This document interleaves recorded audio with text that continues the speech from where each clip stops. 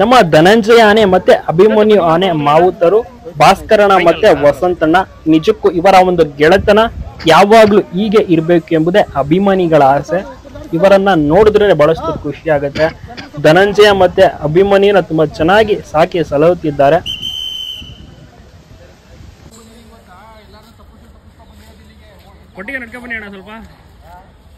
ಅಭಿಮನ್ಯುಗೆ ಎಷ್ಟು fan following craze ಇದೆಯೋ ಅದೇ ರೀತಿ ನಮ್ಮ ವಸಂತಣ್ಣ ಅವ್ರಿಗೂ ಕೂಡ ಒಳ್ಳೆ ಫ್ಯಾನ್ ಫಾಲೋವಿಂಗ್ ಕ್ರೇಜ್. ಮತ್ತೆ ಫ್ಯೂಚರ್ ಕ್ಯಾಪ್ಟನ್ ಧನಂಜಯ, ಸೊ ಅವರ ಒಂದು ಮಾವುತ ಭಾಸ್ಕರಣ ಅವ್ರಿಗೂ ಕೂಡ ತುಂಬಾ ಅಂದ್ರೆ ತುಂಬಾ ಜನರು ಫ್ಯಾನ್ಸ್ ಇದ್ದಾರೆ.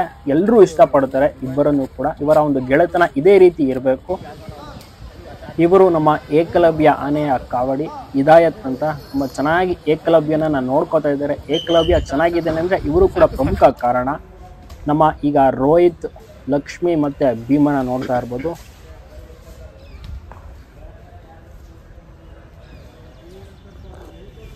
ಅಂದರೆ ಕ್ಯಾಂಪ್ ಟೈಮ್ನಲ್ಲಿ ರೆಸ್ಟ್ ಮಾಡುವಂಥ ಟೈಮಲ್ಲಿ ಒಟ್ಟಿಗೆ ಇರ್ತಾರೆ. ನೋಡ್ತಾ ಇರ್ಬೋದು ಭೀಮ, ಲಕ್ಷ್ಮಿ ಮತ್ತು ರೋಹಿತ್ ಆನೆ.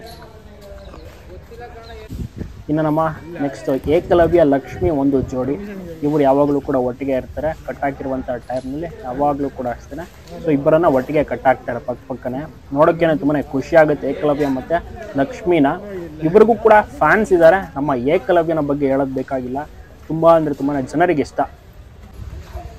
ಆನೆಗಳಿಗೆ ಕಟ್ಟಕ್ಕೆ ಹಗ್ಗವನ್ನು ಯಾವ ರೀತಿ ಎಣಿತಾರೆ ಅಂತ ನೀವು ಇಲ್ಲಿ ನೋಡ್ತಿರ್ಬೋದು. ಸೊ ಕಂಪ್ಲೀಟ್ ಒಂದು ಪ್ರೊಸೆಸ್ಸು, ತುಂಬ ಜನ ಬೇಕಿದ್ದಕ್ಕೆ.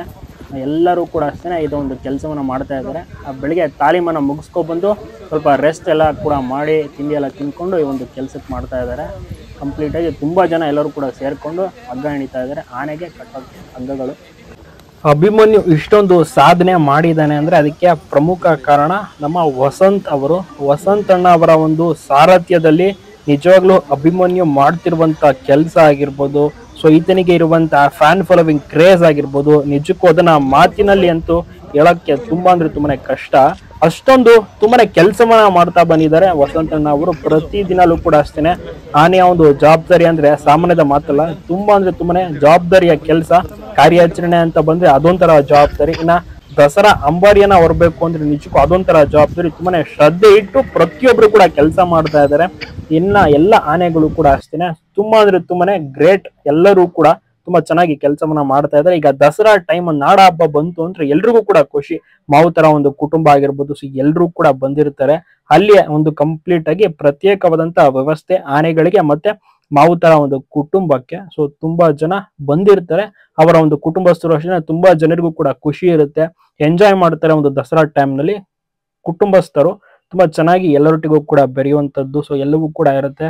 ತುಂಬಾನೇ ಚೆನ್ನಾಗಿ ನೋಡ್ತಾ ಇರ್ಬೋದು ವಸಂತಣ್ಣ ಅವರು ಬಂದಂತವ್ರನ್ನ ತುಂಬಾ ಚೆನ್ನಾಗಿ ಎಷ್ಟು ಚೆನ್ನಾಗೆಲ್ಲ ಮಾತನಾಡಿಸ್ತಾರೆ ಅಂತ.